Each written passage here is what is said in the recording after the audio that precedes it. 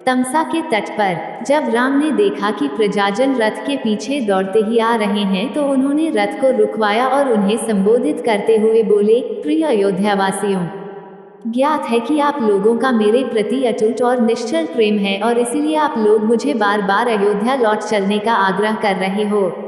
यद्यपि आपके इस प्रेम को टालना मेरे लिए अत्यंत कठिन है, किंतु मैं आप लोगों से आग्रह करता हूँ कि आप लोग मेरी विवशता को समझने का प्रयास करें।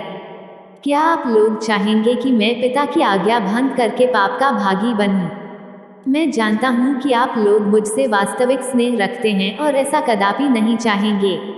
अतः आप लोगों के लिए यही उचित है कि मुझे प्रेमपूर्वक वन जाने के लिए विदा करें और भरत को राजा स्वीकार करके उनके निर्देशों का पालन करें। और भी अनेकों प्रकार से नगरवासियों को समझा बुझाकर राम ने सुमंत से पुनः रथ को आगे बढ़ाने का अनुरोध किया। कुछ क्षणों के लिए राम के कथन का प्रभाव प्रजाजनों पर पड़ा, किंतु रथ के चलते ही वे फिर से रोते बिलखते रथ के पीछे चलने लगे।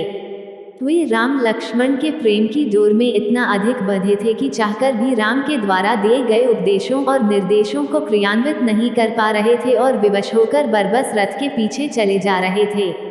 उनकी बुद्धि उन्हें रोक रही थी, किंतु हृदय उन्हें बलात् रथ के साथ घसीटे लिए जा रहा था। उनकी भावनाओं के आगे उनका विवेक कुछ भी काम नहीं कर पा रहा था। अपनी बातों का उन पर कुछ भी प्रभाव न पड़ते देखकर राम ने सुमंत से रथ को और तेज चलाने की आज्ञा दी और रथ की गति तेज हो गई।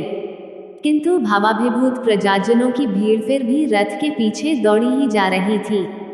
तमसा नदी के तट पर पहुंचते पहुंचते रथ के अश्व भी क्लांत हो चुके थे तथा उन्हें विश्राम की आवश्यकता थी। मंत्री सुमंत ने रथ वहीं रोक दिया। राम, सीता और लक्ष्मण तीनों रथ से उतर आए। वे तमसा के तट पर खड़े होकर उसकी लहरों का आनंद लेने लगे। इतने में ही रोते बिलखते वे सहस्त्रों अयोध्यावासी भी वहां आ पहुंचे जो रथ की गति के साथ न चल पाने के कारण पीछे रह गए थे।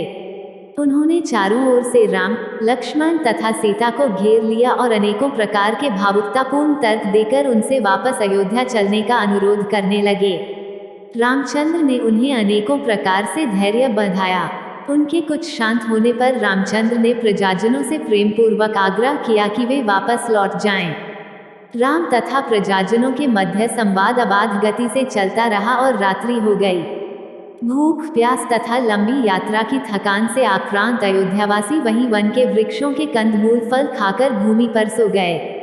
जब ब्रह्म मुहूर्त में रामचंद्र की निद्रा टूटी तो वे उन निद्रामग्न नगरवासियों की ओर देखकर लक्ष्मण से बोले, भैया, मुझसे इन प्रजाजनों का यह त्यागपूर्ण कष्ट देखा नहीं जा रहा है, इसलिए अब यही उचित है कि हम लोग चुपचाप यहाँ से निकल पड़ें। अतः हे लक्ष्मण, तुम शीघ्र जाकर तत्काल रथ तैयार करवा लो, किंतु ध्यान रखना कि किसी प्रकार की आहट न हो, वरना ये जागकर फिर हमारे पीछे पीछे आने लगेंगे। राम के आदेशानुसार लक्ष्मण ने सुमंत से आग्रह करके रथ को थोड़ी दूर पर एक निर्जन स्थान में खड़ा करवा दिया। पुरवासियों को आभास तक नहीं मिला कि कब वे रथ में सवार होकर तपोवन की ओर निकल गए।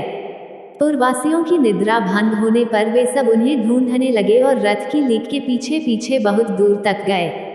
आगे जाकर मार्ग कंकरीला पथरीला हो गया था, इसलिए रथ के लीक के चिन्ह दिखाई देना बंद हो गया। अनेकों प्रयत्न करने पर भी जब वे रथ के मार्ग का अनुसरण न कर सके तो निराश होकर वे विलाप करते हुए लौट पड़े।